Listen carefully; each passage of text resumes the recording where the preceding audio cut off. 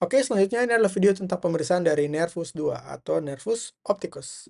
Oke, jadi pemeriksaan kedua, nervus opticus itu terdiri dari pemeriksaan visus, lalu pemeriksaan lapang pandang atau pemeriksaan kampus. Dari pemeriksaan kampus, kita bisa tentukan hemianopsianya bagaimana.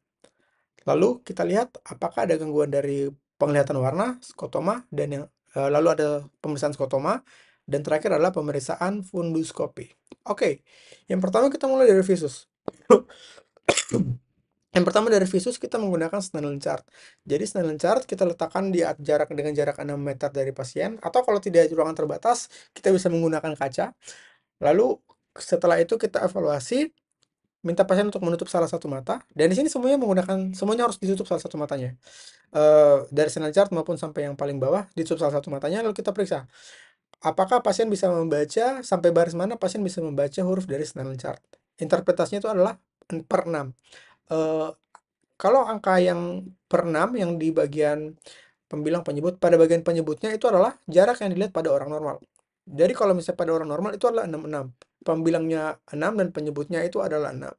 Nah, artinya apa yang bisa dilihat orang normal pada jarak 6 meter dapat juga dilihat pasien pada jarak 6 meter. Oke, kalau pada kita menggunakan meter, karena tadi 6 meter, maka kita menggunakannya 6 per 6. Tapi kalau misalnya Snellen chart itu menggunakan inci, maka biasanya 20 per 20. Itu yang penglihatan normal. Oke, kita akan lakukan lihat sampai baris mana pasien bisa membaca. Tapi kalau misalnya pada huruf pertama paling besar, biasanya huruf E pada paling atas tidak dapat dilihat oleh pasien, kita lanjutkan ke pemeriksaan hitung jari. Kenapa? Karena huruf E pada pemeriksaan paling atas dari Snellen chart itu adalah 1/60. Setara dengan hitung jari. Jadi kalau misalnya tidak bisa paling atas, kita lanjutkan dengan tes hitung jari. Nah, hitung jari ini bisa ada referensi mengatakan, seperti dari KNI, kita menghitung dari jauh ke dekat. Jadi dari jarak 6 meter ke jarak 1 meter. Tapi kalau dari buku lain seperti De Jong, kita pemeriksaannya itu dari depan ke belakang. Dari jarak 1 meter, apakah kalian bisa lihat atau tidak, kita mundur-mundur ke belakang. Nah, itu tergantung referensinya, mana yang benar. Selanjutnya, kalau misalnya pasien tidak bisa melakukan tes hitung jari pada jarak 1 meter, kita lakukan dengan tes lambaian tangan. Jadi tes lambaian tangan kita buat 1/300. Jadi pada jarak 1 meter kita lambaikan tangan. Apakah pasien bisa melihat lambaian tangan dari kita atau tidak? Lalu kita tanya, apakah dari mana arahnya? Kiri, kanan, atas, bawah. Kalau misalnya pada lambaian tangan pasien tidak bisa melihat, kita lakukan ke pemeriksaan cahaya. Jadi kalau pada pemeriksaan cahaya, interpretasinya itu adalah per tak terhingga.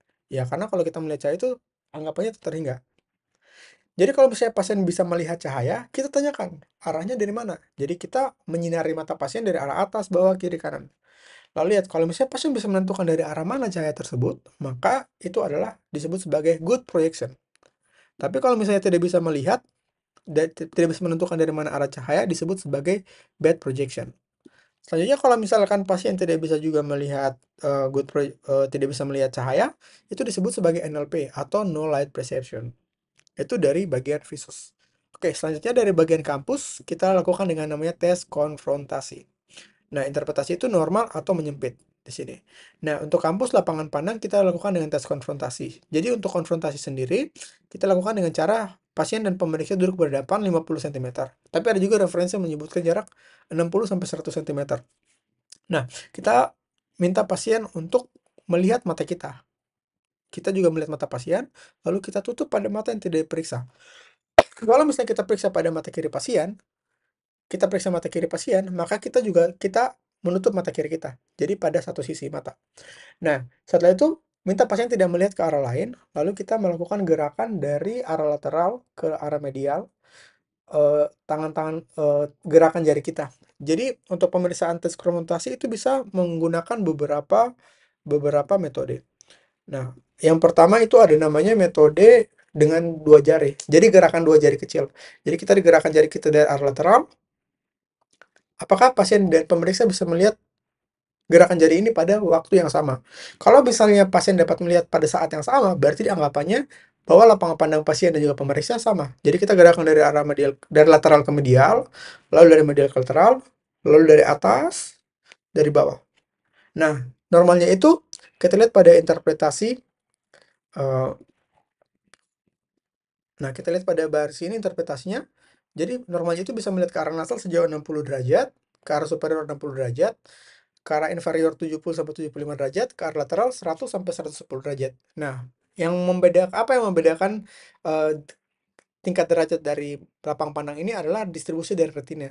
Karena distribusi retina yang menangkap cahaya dari arah temporal itu lebih luas. Atau kalau pada bola mata itu pada bagian nasal itu lebih luas penyebaran. Jadi lebih bisa melihat ke arah lateral. Sudah begitu juga pada inferior. Nah, nasal dan jadi itu adalah derajat-derajatnya. Jadi ini bisa bervariasi, tapi biasanya tidak jauh dari ini, tergantung dari referensinya. Oke, selanjutnya selain dari tes yang tadi, tes gerakan dua jari, kita juga bisa melakukan tes yang lain. Selain gerakan dua jari, kita bisa juga menggunakan hitungan jari. Jadi kita tekan tangan kita ke lateral, lalu kita berikan jari, kita tanya pasien, ini berapa? Apakah pasien bisa melihat atau tidak? Nah, kita berikan jarak kita pada arah lateral, minta pasien untuk melihat. Dari semua jarak, dari atas, dari bawah, dari medial, dari lateral. Jadi begini. Oke, selanjutnya selain gerakan dua jari, lalu hitung jari, kita bisa juga menggunakan telapak tangan. Jadi, telapak tangan pasien kita letakkan ke arah wajah pasien seperti ini, lalu minta pasien untuk menutup salah satu matanya. Tangan kita ke depan, lalu kita tanya pada pasien, berapa tangan yang bisa dilihat? Apakah bisa melihat satu tangan atau bisa melihat kedua tangan? Kita gantian juga pada mata yang sebelahnya. Selain itu juga dapat dilakukan pemeriksaan. Selain itu kita dapat juga menggunakan barang yang berwarna cerah. Dalam hari ini terutama warna merah. Nah, kalau kita lihat pada obat mediatricum, itu biasanya tutupannya itu warna merah. Nah, itu semuanya ada tujuannya. Jadi tujuannya itu untuk dapat kita gunakan untuk tes konfrontasi. Jadi kita gerakan ke arah lateral benda warna merah tersebut, dan minta pasien untuk mengatakan iya kalau misalnya sudah melihat warna berwarna merah tersebut. Nah, kenapa kita pilihkannya itu warna merah?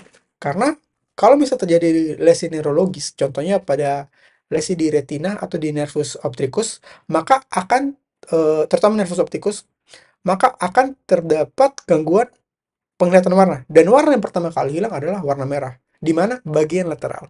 Jadi ketika kita gerakan mata dari samping, kita bukan hanya mengevaluasi dari konfrontasinya saja, tapi juga tes kemampuan melihat warna. Apakah ada warnanya itu yang hilang atau tidak pada bagian tengahnya. Oke, itu adalah untuk tes konfrontasi. Selanjutnya untuk tes buta warna. Maaf. eh, Tes konfrontasi. Nah, untuk konfrontasi itu interpretasinya itu normal atau menyempit. Nah, kalau menyempit, kita lihat apakah dia sesuai dengan pola hemianopsia atau tidak. Nah, ini ada beberapa pola-pola tergantung dari lesinya. Ini ada yang namanya hemianopsia tergantung dari lesinya. Kalau lesinya dioptikus ya dia namanya itu adalah em, dia akan kehilangan eh, penglihatan di seluruh mata sebelah kiri. Nah, itu ada lesinya itu ada kiasma, ada prekiasma dan juga poskiasma. Kalau pada kiasma itu akan terjadi hemianopsia bitemporal. Nah, ini sepertinya butuh video khusus untuk penjelasan. Tapi garis besarnya seperti ini. Apakah hemianopsia? Hemianopsia ada yang bitemporal dan juga ada binasal. Kalau misalnya dia di kiasma. Dan kalau kita lihat cara untuk mengingat bedakan kiasma dan poskiasma itu lihat dari arahnya. Kalau memang dia di kiasma, biasanya di arahnya eh, tidak sama. Artinya dia temporal kanan, temporal kiri yang hilang. Temporal kanan, temporal kiri yang hilang. Kalau arahnya berbeda, tidak seragam, maka itu biasanya di prekiasma. Nah, kalau ini biasanya hemianopsia bitemporal terjadi kalau misalnya terjadi pada lesi kiasma. Selanjutnya, kalau misalkan pada poskiasma biasanya arahnya sama. Jadi kalau lesi sebelah kiri ya pada mata kontralateralnya juga lesi sebelah kiri yang menghilang. Kita lihat pada gambar yang ada di sebelah sini. Dan retina, kalau misalnya retina, itu ada disebut sebagai distribusi dari retinotropik. Artinya, retina itu dia menerima cahaya dari lokasi yang berlawanan. Contohnya, eh, retina pada bagian nasal, dia akan menerima cahaya dari bagian temporal. Wait. Nah ini, retina dari bagian ini kita lihat yang warna kuning ya. Sorry, yang warna merah di sini. Yang bagian nasal, merah dan biru, bagian retina bagian nasal dia eh, akan menerima cahaya dari lapang pandang sebelah kontralateralnya sebelah kiri. Begitu juga dengan atas bawah. Kita lihat biru dan hijau. Itu retina bagian atas dia akan menerima cahaya bagian lapang pandang bagian bawah. Ini disebut sebagai susunan retinotropik. Nah, setelah itu yang pada bagian nasal dia akan bagian-bagian nasal kan dia menerima cahaya dari bitemporal, dari bagian temporal yang ini. Nah, bagian serat dari nasal dia akan bersilangan di kiasma optikum. Yang begitu juga dengan di sebelah kanan. Dia kan yang menerima yang pada bagian nasal yang menerima cahaya dari bitemporal temporal bagian kanan akan bersilangan, akan masuk ke kiasma dan bersilangan di sana. Jadi kalau terdapat lesi di kiasma, maka yang hilang adalah cahaya bagian bitemporal kiri dan juga kanan. Itu makanya disebut sebagai bitemporal. Nah, itu ada beberapa istilah kalau misalkan hilang pada salah satu mata khusus kayak contohnya di sini, di nervus opticusnya yang hilang, maka disebut sebagai monokular anopsia. Jadi lesinya itu monokular. Jadi salah satu mata itu hilang sama sekali, sebelah kanan tidak terpengaruh. Lalu kalau binokular, itu berarti kita lihat pada lesinya itu pada belakang dari optik chiasm. Kalau himenopsia seperti yang tadi saya sudah jelaskan, ada bitemporal binasal. Kalau binasal itu dia terkena pada cahaya pada traktus yang mengantar cahaya dari bagian bagian temporal, dia menerima cahaya dari bagian nasal, dia akan kena di bagian kiri dan bagian kanan. Tapi ini jarang. Tapi ada, biasanya pada lesi di mana terjadi masalah pada arteri karotis bilateral, karotis interna bilateral. Selanjutnya ada namanya kuadrantanopia. Nah, kuadrantanopia itu kuadran itu kan artinya 4. Jadi dia kehilangan salah satu dari keempat bagian ini. Nah, kalau kita untuk cara gampangnya adalah kita lihat kalau bagian atas itu dia akan eh, kalau yang hilang itu bagian atas maka traktus yang bermasalah itu pada bagian bawah. Contoh ini warna kuning. Warna kuning dia masuk diterima, dia akan lewat jalur yang bawah. Jadi ada dua jalur, jalur atas, jalur bawah. Kalau jalur bawah itu dia lewat parietal, kalau yang bawah itu dia lewat temporal. Nah, kalau misalkan dia kenal di lewat bagian temporal, itu disebut sebagai Mears loop. Nah, jadi kalau misalnya terjadi pada lesi di temporal, terkena di Mears loop, maka yang hilang itu adalah, ini kan kita anggap saja kiri bawah. Maka yang hilang itu adalah gambaran di kanan atas. Seperti itu. Begitu juga dengan warna ungu. Ini kan kanan atas. Maka Meyer loop di bagian kontralateralnya yang kena.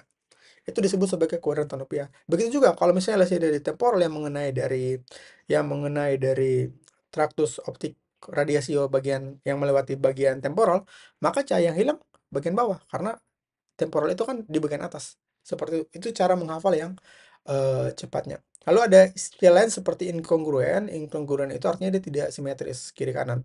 Lalu ada juga ini tambahan amaurosis fugax itu adalah terjadi defisiensi dari arteri oftalmika secara tiba-tiba, biasanya pada TIA yang mengakibatkan pasien itu kehilangan kemampuan penglihatan satu mata karena terjadi iskemia pada waktu yang singkat dan biasanya terjadi pada pasien TIA atau insufisiensi dari arteri oftalmika. Oke, kita kembali. Oke, itu dari efek lapang pandang. Selanjutnya dari buta warna. Buta warna itu kita menggunakan namanya buku Ishihara. Tapi Ishihara itu punya kelemahan, dia tidak bisa mendeteksi defisiensi warna biru. Sehingga kita membutuhkan buku lain yang namanya itu adalah Hardy, Ritter, Rem atau HRR. Itu untuk mendeteksi blue defisiensi. Nah, atau menggunakan benang warna. Nah, pertanyaannya benang warna apa yang dipakai? Jadi benang warna itu biasanya kalau pada manusia secara prevalensi yang paling banyak hilang, yang paling buta warna paling banyak terjadi adalah defisiensi di mana tidak bisa membedakan warna merah biru. Maka merah hijau. Maka kita membutuhkan dua warna itu, merah hijau dan juga merah tambah hijau itu digabungkan menjadi warna kuning. Maka kita juga membutuhkan tiga warna itu minimal. Tiga warna kuning. Biasanya pada pasien dengan buta warna mereka sulit untuk membedakan tiga warna tersebut. Selanjutnya juga butuh warna lain seperti warna biru. Karena cahaya primer pada manusia itu adalah RGB atau red green blue. Jadi warna primer ini dapat menjadi warna apapun jika digabungkan. Oke, selanjutnya dari skotoma dan juga fundoskopi. Nah, skotoma itu sebenarnya lanjutan juga. Skotoma itu adalah hilangnya salah satu bagian dari lapang pandang pasien. Nah, skotoma itu ada banyak tipe, ada yang bagian sentral, ada yang bagian sektoral, altitudinal, ada bierum, ada juga yang namanya sekosentral. Nah, sebelum masuk ke tipe-tipenya, jadi untuk skotoma itu ada dua jenis, ada yang absolut, ada yang relatif. Nah, kalau absolut itu artinya tidak ada fungsi visual sama sekali di dalam skotomanya itu.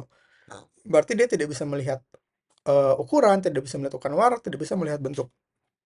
Sedangkan kalau relatif, itu fungsinya menurun, tapi masih ada fungsi yang lain. Contohnya, Dia bisa menghilang, warnanya saja yang hilang, atau kemampuan melihat bentuknya saja yang hilang. Itu disebut sebagai yang skotoma yang relatif. Absolut hilang semuanya, relatif masih ada fungsi. Selanjutnya, ada skotoma yang positif dan juga skotoma yang negatif. Untuk skotoma yang positif, itu biasanya terdapat blockage atau dapat blocking dari lapang pandang, seperti kelihatannya seperti warna hitam. Nah, biasanya itu terjadi seperti misalnya ada eksudat atau ada hemoragik, sehingga seperti ada bayangan tertutup ya. Nah, atau negatif. Nah, negatif ini yang dia menyerupai absolut. Dia tidak ada penglihatan atau seperti blank spot atau absence of vision. Itu pada skotoma negatif. Jadi ada absolut relatif, positif, negatif. Oke, selanjutnya em, pada manusia sebenarnya kita juga punya physiological blind spot atau yang disebut sebagai marionette spot. Jadi marionette spot itu letaknya itu di sekitar ya ini kan pandangan sentral. Pandangan sentral itu 10 derajat. Nah, eh, untuk itu dari 10 derajat kita tambahkan lagi 15 derajat ke lateral. Nah, dari 15 derajat ke lateral di sini itu ada biasanya ada physiological blind spotnya atau marionette spotnya. Dan ini sejauh 7,5 derajat biasanya luasnya. Oke, ini luasnya 7,5 derajat. Kenapa bisa ada physiological blind spot? Karena ada keluarnya nervus 2 atau pada papilnya. Jadi papil itu tidak ada retina, sehingga tidak ada persepsi cahaya di sana. Dan kalau makula dan fovea itu adalah lapang sentral. Jadi ini adalah yang ditangkap oleh papil, kalau ini yang ditangkap oleh fovea dan juga makula pada sentral. Oke, kita lanjutkan. Dan untuk kita lanjutkan,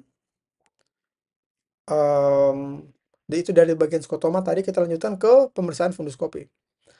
Kalau untuk pada pemeriksaan funduskopi, nah ini kita lihat yang tadi, ini adalah gambaran secara umum ya. Ini adalah keluar dari papil edem, di sini juga papil sorry maaf, di sini keluar dari nervus 2 atau nervus papil yang tadi marionette blind spotnya itu karena ini tidak ada penglihatan sentral. Lalu ini adalah penglihatan sentral di sini di bagian makula dan juga bagian fovea. Nah, kita lihat juga keadaan dari arteri-arteri ini, ada yang ke bawah, ada yang ke atas. Nah, kalau kita ingat yang tadi ada namanya tuh retinotropik, susunan retinotropik. Jadi kalau misalnya retina bagian bawah, dia melihat menangkap cahaya dari bagian atas. Retina bagian kiri menangkap cahaya dari bagian kanan. Oke, nah kita lihat di sini ada susunan arteri-arterinya. Ada arteri yang ke bawah dan juga ada arteri yang ke atas. Kalau misalnya terjadi oklusi dari arteri sentral dari retina, maka kalau misalnya terjadi oklusi di bagian proksimal, maka otomatis di atas sini akan hilang pembuluh darahnya. Nah, kalau pembuluh darahnya hilang, akan terjadi yang tadi, skotoma yang altitudinal. Skotoma yang altitudinal. Jadi, di atasnya itu akan hilang.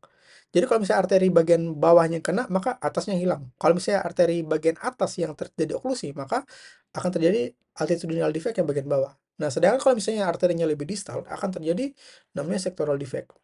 Nah, selain itu ada juga central skotoma. Kalau central skotoma itu terjadi, kalau misalnya ada lesinya itu, skotoma itu terjadi di makula.